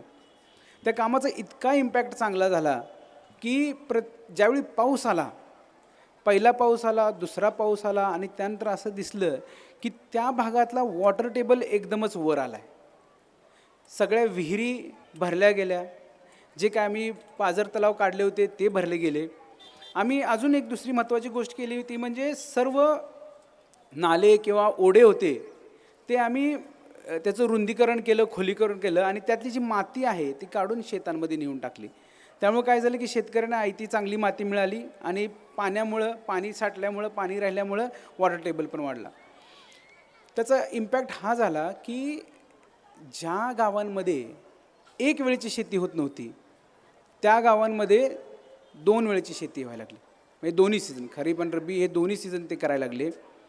जी लोक काहीच काम मिळत नव्हतं म्हणून स्थलांतरित झाली होती ती लोक परत गावात यायला लागली आणि त्यामुळं असं झालं की एक कुटुंब पूर्ण झाल्यासारखं प्रत्येक गावामध्ये फिलिंग आली आणि त्यामुळं काय झालं की ओव्हरऑल सामाजिक तिथली जी डेव्हलपमेंट आहे त्या गावाची ती चांगली झाली. दुसरं एक झालं की चारा मुबलक तिथं तयार झाला आणि चारा मुबलक झाल्यामुळं दुग्ध व्यवसाय परत चालू झाला आणि लोकांना कॉम्प्लिमेंटरी किंवा सप्लिमेंटरी इन्कम मिळायला लागला. तर ह्या सर्व गोष्टींचा खूप चांगला इम्पॅक्ट असा झाला. आणि अजून एक महत्त्वाचं म्हणजे आम्ही वृक्ष लागवड एक तिथं खूप केली, म्हणजे झाडं खूप लावली. झाडाचं महत्त्व काय आहे की झाड म्हणजे पाण्याला आणि मातीला धरणारं यंत्र आहे. आपण नेहमीच पाहतो की झाड फळ देतं, सावली देतं, पण त्याहून महत्त्वाचं काय आहे की झाड हे त्याची मुळं माती धरून ठेवतात आणि पाणी झिरपण्यासाठी किंवा मुरण्यासाठी खूप मदत करतात. त्यामुळं तिथं आम्ही ट्री प्लांटेशन केलं. जवळजवळ 17 ते 18,000 आम्ही झाडं लावलीत आणि ती झाडं अजूनही चांगली टिकून आहेत. त्याचा खूप चांगला इम्पॅक्ट झालेला आहे. दुसरी आम्ही एक महत्त्वाची गोष्ट केली ती म्हणजे लोकांना वॉटर बजेट कसं करायचं ते शिकवलं. त्याची गरज आता प्रत्येकाला आहे. वॉटर बजेट हे फक्त ग्रामीण भागातच नाही तर शहरी भागातसुद्धा त्याची गरज आहे. ग्रामीण भागात आम्ही वॉटर बजेट कसं करायचं हे कसं शिकवलं की तुमच्याकडे येणारं पाणी जे आहे ते कसं मोजायचं ते शिकवलं. तुम्हाला लागणारं पाणी किती आहे ते पण कसं मोजायचं शिकवलं. तुम्हाला शेतीला किती पाहिजे, तुम्हाला घरी किती वापरायला पाहिजे आणि तुम्हाला उद्योगधंद्यासाठी किती पाणी पाहिजे ह्याचं एक कोष्टक तयार करून दिलं. आणि त्याप्रमाणे ज्या वर्षी जसा पाऊस पडेल आणि जितकं पाणी अवेलेबल असेल त्याप्रमाणे कशी शेती करायची हे एक तिथं टेक्निक सगळ्यांना समजून सांगितलं. त्यामुळं फायदा असा झाला की एखाद वर्षी जर पाऊस कमी असेल तर ते मग ऊसाची शेती करत नाहीत, मग दुसरा कुठला तरी क्रॉप घेतात आणि मग त्याप्रमाणे पाण्याचं असं नियोजन झालेलं आहे. आता हीच गोष्ट शहरांसाठी पण खूप महत्त्वाची आहे.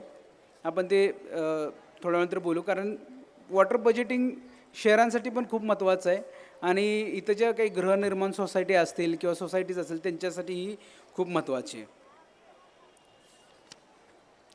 पिकं पण आम्ही बदलली. आम्ही डाळिंब, आता इथं आपले मित्र आहेत पेस्टिसाइड्स तयार करतात, तर तिथं आम्ही पिकं जी घेतली ते डाळिंब किंवा शेवगा किंवा फळभाज्या किंवा कॅप्सिकम, ढबू मिरची अशी पिकं घ्यायला चालू केली जी कमी पाणी वापरतात पण जास्त उत्पन्न देतात. तर हा माझा एक्सपिरियन्स झाला ग्रामीण भागामध्ये. ग्रामीण भागामध्ये पाण्याची सगळ्यात मोठी गरज असते ती म्हणजे शेतीसाठी आणि ग्रामीण भागामध्ये पिण्याच्या पाण्याची एक गरज असते. उद्योगधंदे तसे कमी असतात. पण शहरामध्ये आता बऱ्याचदा असं बघतो की शहरांमध्ये पाण्याची संवेदनशीलता जी आहे ना ती ग्रामीण भागापेक्षा कमी आहे. म्हणजे शहरांमध्ये आता म्हणजे जसं कालचा माझं म्हणजे एक्सपिरियन्स आहे. म्हणजे आमचे ड्रायव्हर काका, मी एअरपोर्टवरून ड्रायव्हर काकांबरोबर बसून आलो आणि त्यांना विचारलं की नाशिकमध्ये तुम्हाला पाणी कुठून येतं. मला विचारायचं होतं की काय सोर्स आहे पाण्याचा वगैरे. त्यांनी सरळ उत्तर दिले की कॉर्पोरेशनचं आमच्याकडे पाणी येतं. म्हणजे कॉर्पोरेशनला कुठून पाणी येतं तर ते म्हणजे गंगापूर धरणातून पाणी येतं. आता आपण पाहिलं तर प्रत्येक मोठे जे काही शहरं आहेत जसं मुंबई असेल, पुणे असेल, आता मुंबईला सुद्धा तानसा, भातसा, वैतरणा इथून पाणी येतं. पुण्याला खडकवासल्यातून येतं. नाशिकला आपण म्हणतो गंगापूर धरणातून पाणी येतं. म्हणजे शहरांचं काय आहे की शहरांना पाणी जे मिळतं ते त्यांच्याकडचं नसतं. ही शहरं बाहेरून पाणी आणतात आणि जर तुम्हाला जर स्वतःचं पाणी नाही आहे, तुम्ही जर बाहेरून पाणी आणणार असाल तर आपल्याला त्या पाण्याबद्दल संवेदनशील राहिलं पाहिजे. आपण पाण्याचं म्हणजे इतकं वेस्टेज करू शकत नाही. आपण ते पाणी मग जाणीवपूर्वक आणि जपून वापरायला पाहिजे.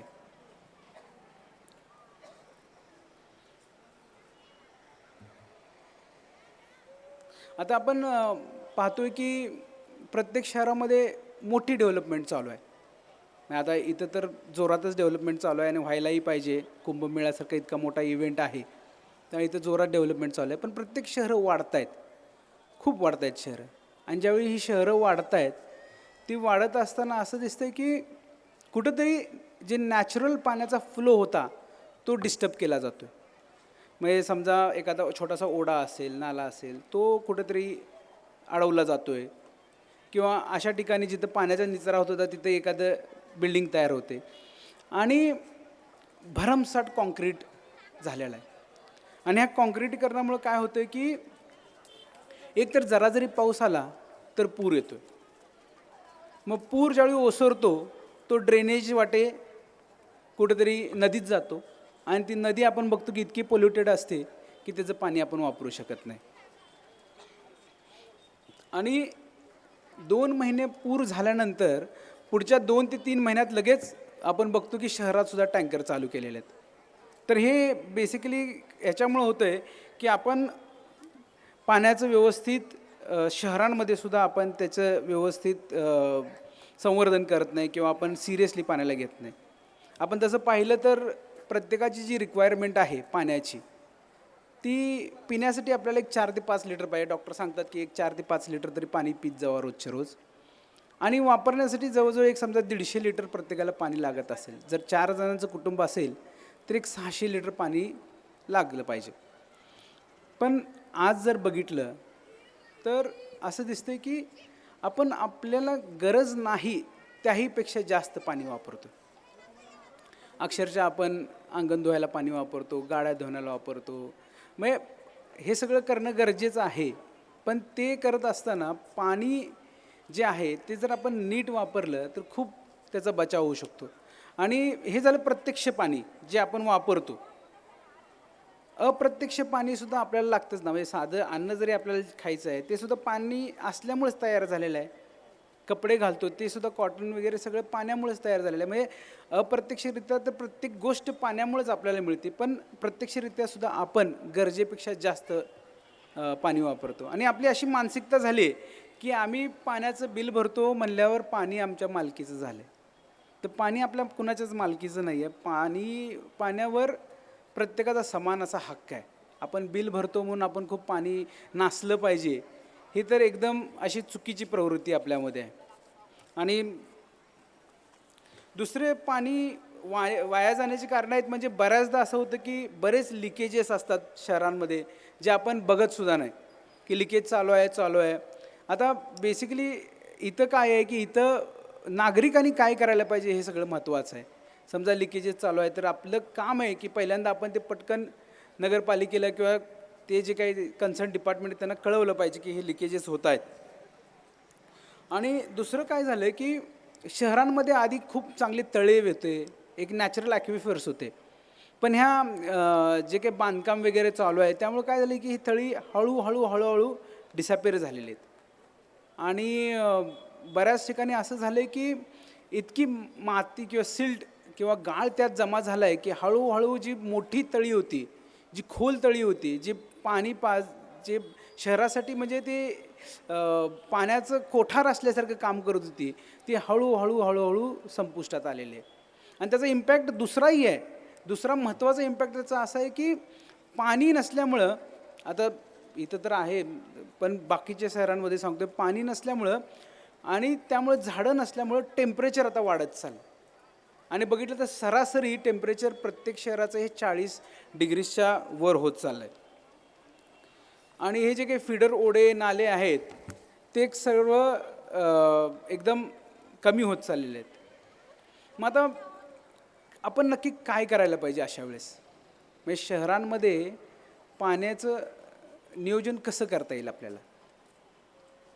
एक सगळ्यात महत्त्वाची गोष्ट आहे म्हणजे जी आम्ही ग्रामीण भागात केली की वरून जे पावसाचं पाणी पडतं आहे ते कसं वापरता येईल शहरांमध्ये. आणि त्यासाठी सगळ्यात महत्त्वाची गोष्ट आहे म्हणजे आपण रेन वॉटर हार्वेस्टिंग हे आपण ऐकलं असेल. रेन वॉटर हार्वेस्टिंग म्हणजे सोप्या पद्धतीत जर सांगायचं म्हणलं तर आता आपण नाशिकचं जर उदाहरण घेतलं तर नाशिकमध्ये समजा 800 ते 1000 मिलीमीटर पाऊस पडत असेल. आणि समजा आपला जो वरचा रूफ आहे किंवा आपलं जे वरचे टेरेस आहे हे टेरेस समजा 1000 स्क्वेअर फुटाचं असेल तर जवळजवळ 80,000 लिटर पाणी ते त्या टेरेसवर पडणार पूर्ण पावसाळ्यात. जर 800 मिलीमीटरचा पाऊस आपण धरला, इथं नाशिकमध्ये तर 1000 मिलीमीटर पाऊस पडतो पण आपण 800 मिलीमीटर धरूया. समजा एक सोसायटी आहे, सोसायटी जर 12,000 स्क्वेअर फीटची सोसायटी असेल, समजा एक 10, 12, 15 फ्लॅटची सोसायटी आहे आणि त्याचं टेरेस एक 12,000 स्क्वेअर फीटाचं आहे, तर तिथं ऑलमोस्ट 9.5 लाख लिटर पाणी त्या पूर्ण पावसाळ्यात साचू शकतं. तेच जर पाणी आपण आपल्या बोरवेलमध्ये किंवा विहिरीमध्ये आपण जर सोडलं तर वॉटर टेबल खूपच वर येईल. म्हणजे असे काही एक्झाम्पल्स आहेत, आम्ही पुण्यामध्ये ते एक्झाम्पल्स पाहिलेले आहेत की वॉटर टेबल हा जवळजवळ 250 फूट खाली होता. म्हणजे बोर 250 फूट खाली खोल होती आणि मगच पाणी यायचं. हे रेन वॉटर हार्वेस्टिंग केल्यामुळं काय झालं की 10 फुटावर ते पाणी आलं आणि अक्षरशः पावसाळ्यात तर बोरमधून पाणी बाहेर येतं. तर रेन वॉटर हार्वेस्टिंग ही एक खूप मोठी महत्त्वाची गोष्ट आहे. अनेक ठिकाणी आपण असं बघतो की रेन वॉटर हार्वेस्टिंगमध्ये हे म्युन्सिपल कॉर्पोरेशन्सनी ते कंपल्सरी केलेली आहे, नवीन कन्स्ट्रक्शनसाठी कंपल्सरी केलेले आहेत आणि शासकीय इमारतींना पण ती कंपल्सरी केलेली आहे. पण काय होतं की लोक खर्च करतात, ते बांधतात, पण ते बांधतात कशासाठी? फक्त कंप्लायन्स म्हणून बांधतात आणि व्यवस्थित करून घेत नाहीत. खर्च आपल्याला करायचंच आहे तर ते व्यवस्थित जर करून घेतलं आणि ते पाणी जर आपण व्यवस्थित बोरवेलमध्ये सोडलं किंवा मग टँक तयार करून त्यात सोडलं तर हे खूप अमूल्य असं ठेवा आहे हे पाणी. कारण विचार करा ना की 10,000 स्क्वेअर फूटच्या टेरेसवर जर 9.5 लाख लिटर पाणी मिळणार असेल आपल्याला आणि 9.5 लाख लिटर पाणी म्हणजे समजा 10,000 लिटरच्या टँकरला जर आपण 2,000 रुपये देत असो तर विचार करा की 9.5 लाख लिटर पाण्याला आपण किती पैसे देतो. आणि बऱ्याचशा सोसायट्या उन्हाळ्यामध्ये टँकर मागवायला सुरू करतात. तर रेन वॉटर हार्वेस्टिंग हे एक सोल्युशन आहे जे आपण शहरातल्या पाण्यासाठी वापरू शकतो. दुसरं एक आहे ते म्हणजे ग्रे वॉटर रिसायकलिंग. आता ग्रे वॉटर रिसायकलिंग म्हणजे काय? तर आपण सुवेज ट्रीटमेंट प्लॅन्ट्स किंवा हे आता बेसिकली शासनाचं काम आहे की जे पाणी सांडपाणी म्हणून आपलं बाहेर जातं ते सुद्धा वापरू शकतो आपण. एक चांगलं एक्झाम्पल आहे माझ्यासमोर. भुजमध्ये ज्यावेळी भूकंप झाला त्यावेळी तिथं भूकंप झाल्यानंतर गुजरात शासनाने तिथं बऱ्याच इंडस्ट्रीजना आमंत्रण दिलं. आता भुज हा भाग जो आहे तो थोडा वाळवंटी किंवा दुष्काळी भाग आहे, तिथं पाणी अजिबात नाही आहे. मग अंजार नावाचं गाव आहे, तिथं इंडस्ट्री सेटअप करण्याचं आमंत्रण दिलं गेलं. पण तिथं पाहिलं तर तिथं काय, तिथं पाणी नाही आहे, त्यामुळे इंडस्ट्री कशी सेटअप होणार? तर वेल्स्पन नावाचं एक कंपनी आहे जिनं काय केलं की तिथं टेक्स्टाईल इंडस्ट्री उभा करण्याचं ठरवलं. आता त्यांच्याकडे पाणी नव्हतं आणि पाणी नव्हतं तर मग त्यांनी काय केलं, अंजार एक गाव आहे आणि गांधीधाम एक त्याच्याजवळ गाव आहे, ह्या दोन्ही गावांमध्ये त्यांनी सरकारबरोबर करार केला की त्यांचं जे सुवेज वॉटर आहे म्हणजे जे काही सांडपाणी आहे ते ह्या 2 म्युन्सिपल कॉर्पोरेशन्स किंवा म्युन्सिपाल्टी असतील ते वेल्स्पनला ते देणार पाणी. आणि वेल्स्पननी काय केलं, एक मोठा वॉटर ट्रीटमेंट प्लॅन्ट तयार केला आणि त्यात ते पाणी गेलं आणि ते पाणी त्यांनी ट्रीटमेंट केले. म्हणजे 1 लेवल 2 लेवल 3 लेवलपर्यंत ट्रीटमेंट केल्यानंतर असं दिसलं की हे पाणी इतकं चांगलं आहे की जवळजवळ मिनरल वॉटरसारखं ते पाणी झालं होतं. मग तेच पाणी त्यांनी त्यांच्या डाईंग इंडस्ट्रीसाठी म्हणजे टेक्स्टाईलची होती त्यासाठी जे कपड्यांना रंग वगैरे देतात डाईंग इंडस्ट्री असते, तर डाईंग इंडस्ट्रीसाठी ते पाणी त्यांनी वापरलं.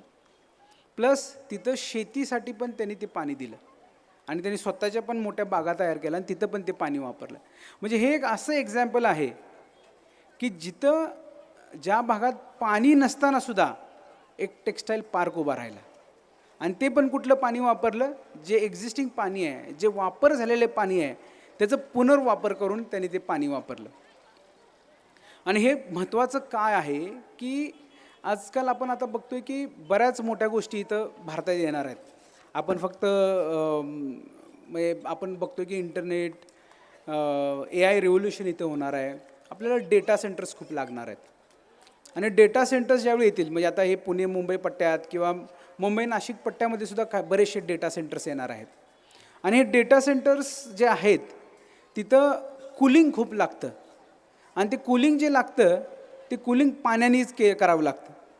मग अशावेळी जर आपल्याला इतकं मोठं आणि इतकं जास्त पाणी फक्त डेटा सेंटर्सला लागणार असेल तर मग आपण पाण्याचं आपल्या वापराच्या पाण्याचं काय?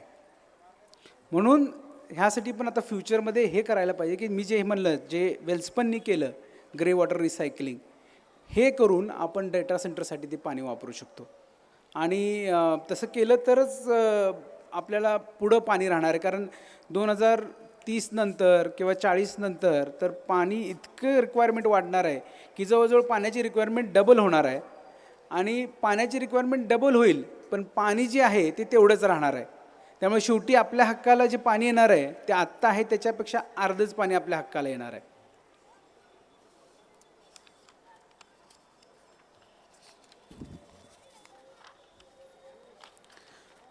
एकदम लहान लहान गोष्टी आहेत, म्हणजे ज्या आता आपण सगळे इथं बसलो आहे आणि एकदम छोट्या गोष्टी आहेत ज्या आपण केल्या तरी बरंच पाणी वाचू शकतं. म्हणजे साधी गोष्ट आहे की जोरात शॉवर करून आंघोळ न करणे, दात घासताना किंवा दाढी करताना गरज असेल त्यावेळेस पाणी चालू करणे, किंवा वाहत्या पाण्यात काही कपडे वगैरे न धुता बकेटमध्ये पाणी घेऊन धुणे, किंवा ज्यावेळी आजकाल वॉशिंग मशीन्स प्रत्येकाकडे आहेत, डिशवॉशर्स प्रत्येकाकडे आहेत, तर त्याचा फुल लोड करूनच ते चालू करणे. मग प्रत्येक गोष्टीसाठी परत एकदा वॉशिंग मशीन लावली, परत एकदा वॉशिंग मशीन लावली, त्यामुळे काय होतं की पाणी खूप वाया जातं. हे जरी केलं तरी मला गॅरंटी आहे की पर हेड आपण 60 ते 70 लिटर पाणी सहज वाचवू शकतं. आणि जिथं सरप्लस पाणी तिथं ठीक आहे, पण जिथं जिथं पाणी नाही आहे तिथं खूप फरक पडतो. म्हणजे माझी एक साधी ऑब्झर्वेशन आहे.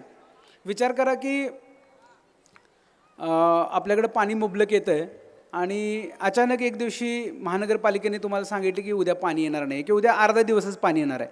आपण काय करतो? आपण घरच्यांना म्हणतो की लवकर लवकर आवरा, आज पाणी येणार नाही आहे, त्यामुळे पटकन आवरा. अशा रीतीने मग आपण काय करतो? पटकन आवरतो, पाण्याची रिक्वायरमेंट संपवतो आणि पाणी बरोबर तेवढ्या वेळेनंतर निघून जातं, थांबतो. विचार करा की परत एका दिवशी अशी नोटीस आली की उद्या पाणीच येणार नाही, तर तुम्ही काय करणार? आपण पाणी वाचवायला सुरू करतो. आपण जिथं गरज नाही तिथं पाणी वापरत नाही, जिथं गरज आहे तिथंच पाणी वापरतो. म्हणजे मला सांगायचं काय की आपल्यात ती मानसिकता आहे पाणी वाचवण्याची, पण आपण करत नाही, कारण आपल्याला माहीत आहे की मुबलक पाणी आहे. तर मला तुम्हाला हेच सांगायचं की आपल्याकडं मुबलक पाणी आता नाही आहे. आणि हे जे 1 दिवसासाठी किंवा 2 दिवसासाठी आपण जे बदलतो आहे बिहेवियर आपलं, ते आता आपल्याला परमनंट बिहेवियर करावं लागेल. कारण काय आहे की इथं जरी सरप्लस पाणी असेल, पण आपण इथलंच नुसतं पाणी वापरलं तर आपण कोणाचं तरी पाणी ओढतो इथे. म्हणजे शहरामध्ये पाणी पुरवठा केल्यावर एखादं गाव बिन पाण्याचं राहतं आहे. त्यामुळं आपल्याला पाणी बॅलन्सप्रमाणे वापरलं पाहिजे आणि जिथं गरज आहे तिथंच ते वापरलं पाहिजे.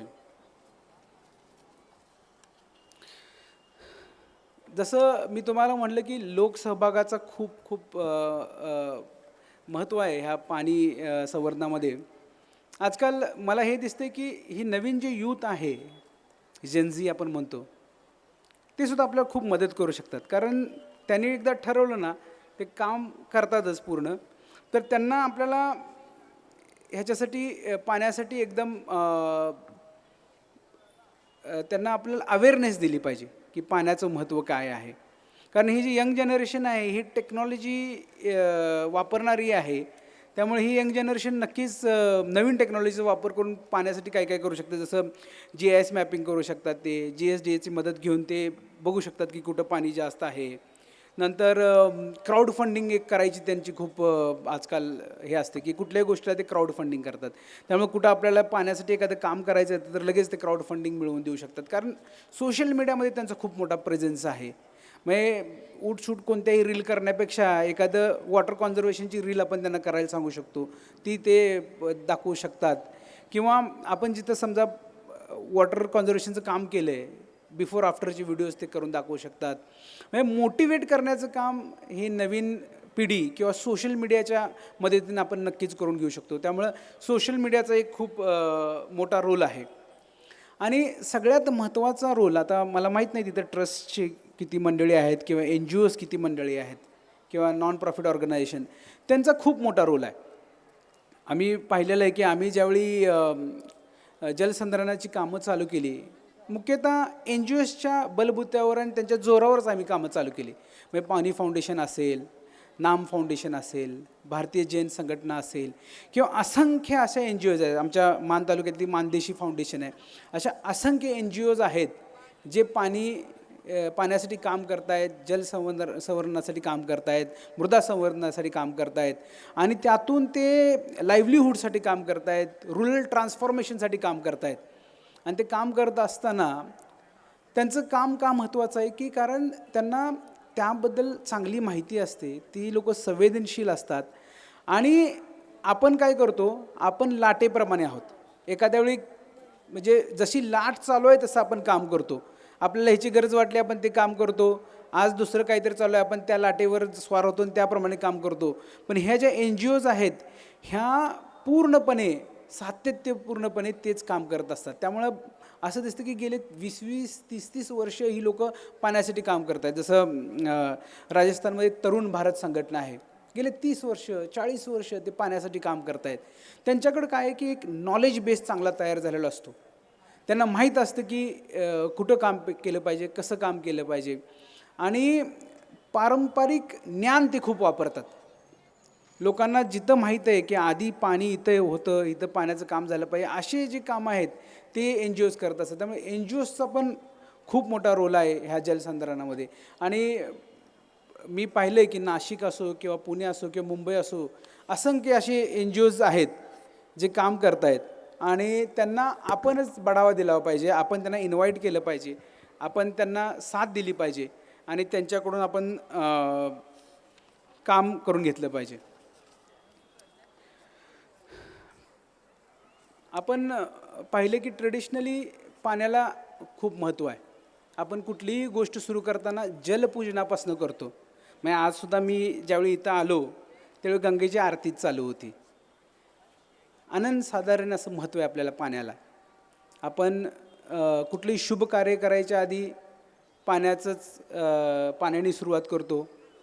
आणि कुठलाही कठीण किंवा वाईट प्रसंग असो तिथंही पाण्याचाच वापर केला जातो. अगदी आपल्याला ज्यावेळी अग्नी दिला जातो त्यावेळीसुद्धा मडक्यातलं पाणीच गोल फिरवलं जातं. त्यामुळं पाण्याला खूप महत्त्व आहे. आणि हे पाणी जे आहे ते आपल्याला जरी वाटत असेल, आपल्याला पुस्तकात जरी शिकवत असतील की एक रिन्युएबल एनर्जी आहे, परत परत तयार होणार आहे, पण जे पाणी तयार होतं ते काय आहे, जे आहे तेच तयार होतं. अजूनपर्यंत अशी टेक्नॉलॉजी आलेली नाही आहे की जे पाणी तयार करेल. तशी लवकर आली तरी चांगलीच गोष्ट आहे, पण सध्या तरी तशी टेक्नॉलॉजी नाही आहे. सध्या काय आहे की हे जे पाणी आहे, जे सध्या आपल्याकडं आहे तेच आपल्याला वापरायचं आहे. आणि पाणी वॉटर सायकलमध्ये फिरतं. म्हणजे काय आहे की जे पाणी आपण आहे तेच त्याचीच वाफ होते आणि तेच पावसारूपाने आपल्याकडे परत येतं. त्यामुळं पाणी आत्ता तरी आपण क्रिएट करू शकत नाही. जे आहे तेच आपल्याला वापरायचं आहे. त्यामुळे जे आहे तेच आपल्याला सांभाळायचं आहे आणि त्याचं संवर्धन करायचं आहे. त्यामुळं आज वसंत व्याख्यानमालेच्या ह्या पर्वामध्ये बेनीसाहेबांनी मला जी संधी दिली त्यात मला फक्त एवढंच आपल्या सगळ्यांना सांगायचं आहे की जोपर्यंत आपण सर्व ठरवत नाही की आपल्याला पाण्यासाठी काम करायचं आहे, आपल्याला दुसरं कोणीच मदत करू शकत नाही. आणि आपल्यामध्ये खूप ताकद आहे. आपण जर ठरवलं, विचार करा इथं जवळजवळ एक 500-600 लोक आहेत. जर प्रत्येकानं ठरवलं एक 50 लिटर जरी पाणी वाचवायचं तर ह्या 500 लोकांचे 4 जरी सदस्य धरले कुटुंबात तरी 2000 लोक आणि 50 लिटर जरी आपण पाणी वाचवायचं ठरवलं तरी एक 10,000 लिटर पाणी दिवसाला वाचू शकतं. आणि हेच जर अख्ख्या भारतानं ठरवलं तर किती पाणी वाचेल आणि किती पाणी आपण वापरू शकतो. त्यामुळं माझी आपल्या सर्वांना विनंती आहे की मी आता गेले 40 मिनटं बोलतो आहे. फक्त एकच पॉईंट माझा आहे की पाण्याला रिस्पॉन्सिबली वापरलं पाहिजे. पाण्याला जितकं वाचवता आलं पाहिजे तेवढं वाचवलं आलं पाहिजे. आणि त्यासाठी आपण जे काही करू शकतो ते केलं पाहिजे. कारण काय आहे की हेच पाणी 20 वर्षानंतर आपल्याला कमी पडणार आहे. हेच पाणी आपल्या फ्युचर जनरेशनला आपण कुठून देणार आहे. मग आपण फ्युचर जनरेशनला आपण काय देणार. पाणी पण देऊ शकत नसेल, आपण पैसे दिले, जमिनी दिल्या, पण पाणीच नसेल तर ती लोक जगणार कशी. एक ग्लास पाणी नसेल आपल्याला 1 तास तर आपल्याला घशाला कोरड पडते. तुम्हाला काहीही देऊ देत, कितीही पैसे देऊ देत, तुम्ही शेवटी पाणीच मागणार आहात. त्यामुळे पाण्याला खूप महत्त्व आहे.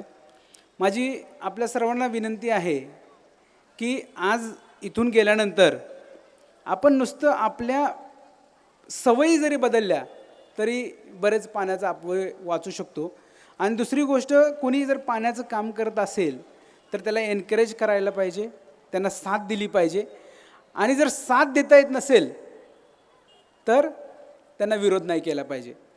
म्हणजे एकामेकाची जिरवण्यापेक्षा आम्ही गावाकडे सांगतो की पाणी जिरवायला शिकलं पाहिजे आणि ते महत्त्वाचं आहे. तर मला ज्यावेळी मी IRS झालो, ऑफिसर झालो, त्यावेळी वाटलं की आपण काहीतरी पाण्यासाठी सुरू केलं पाहिजे. आणि ती करण्याची संधी मला माझ्या भागानं दिली, कारण आम्ही दुष्काळात होतो. आता तुम्हालाही ती संधी आहे. इथं जरी पाणी भरपूर असेल तरीसुद्धा मी जसं सांगितलं, हे पाणी आपल्या मालकीचं नाही आहे आणि हे पाणी सगळ्यांसाठी आहे. सेंट्रलाइज पाणी नाही आहे, डिसेंट्रलाइज पाणी आहे, प्रत्येकासाठी आहे. पुढचे 2 वर्ष तर खूप महत्त्वाचे आहेत नाशिकसाठी. इथं असंख्य लोक येणार आहेत आणि सगळे पाण्यासाठीच येणार आहेत. म्हणजे कुठल्या तरी कुंडात स्वतःला शुद्ध करण्यासाठी इथे येणार आहेत. त्यामुळे पाण्याची इथं गरज लागणार आहे आणि त्यासाठी मला वाटतं की तुम्ही सगळ्यांनी पुढाकार घेतला पाहिजे आणि या पाण्यासाठी काम केलं पाहिजे. बेनीसाहेब, मला इथं बोलवलं आणि पाण्याचं महत्त्व पटवून देण्यासाठी मला एक संधी दिलीत, त्याबद्दल मी तुमचा खूप खूप आभारी आहे. माझी एकच इच्छा आहे की आपण आता सगळ्यांनी जर पाण्याबद्दल महत्त्व आपल्याला वाटत असेल की मी काही जे 2 शब्द सांगितले ते महत्त्वाचे आहेत, तर एकच इच्छा आहे की आपण सगळ्यांनी उभं राहून एक प्रतिज्ञा घ्यायची आहे, पाण्याची प्रतिज्ञा. घ्याल सगळेजण? सोपी आहे प्रतिज्ञा, पण सोपी आहे आणि जे काम करायचं आहे ते सुद्धा सोपं आहे. फक्त मी जे म्हणेल ते ह्या गंगेच्या साक्षीने आपण सर्वांनी प्रतिज्ञा घ्यायची. मी आज इथे मनापासून प्रतिज्ञा करतो की पाणी हे केवळ नैसर्गिक साधन नाही, तर पुढच्या पिढीचे जीवन आहे, याची मी सदैव जाणीव ठेवेन. मी पाण्याचा अपव्यय टाळेन, पाणी जपेन, पुनर्वापर करेन आणि पाणी प्रदूषित होणार नाही याची काळजी घेईन. मी माझ्या घरात, गावात, समाजात जलसंवर्धनाची जागृती निर्माण करण्यासाठी आणि लोकसहभागातून जल चळवळ मजबूत करण्यासाठी माझा सक्रिय सहभाग देईन. मी आजपासून पाणी ही सामूहिक जबाबदारी आहे ही भावना जपत पुढच्या पिढीसाठी जलसमृद्ध भारत निर्माण करण्यासाठी माझा खारीचा वाटा उचलेन. जय हिंद, जय महाराष्ट्र. आता इतकी चांगली प्रतिज्ञा घेतली, आपल्या सर्वांसाठी एक जोरदार टाळ्या होऊन जाऊ देत. माझे 2 शब्द ऐकलेत त्याबद्दल खूप खूप धन्यवाद. आणि पंडित रविचारी यांचं, तर सर्वांनी त्याचा लाभ घ्यायचा आहे. त्याच्यानंतर शौनक देव यांचं चित्रप्रदर्शन आहे, त्याचाही लाभ घ्यायचा आहे. धन्यवाद.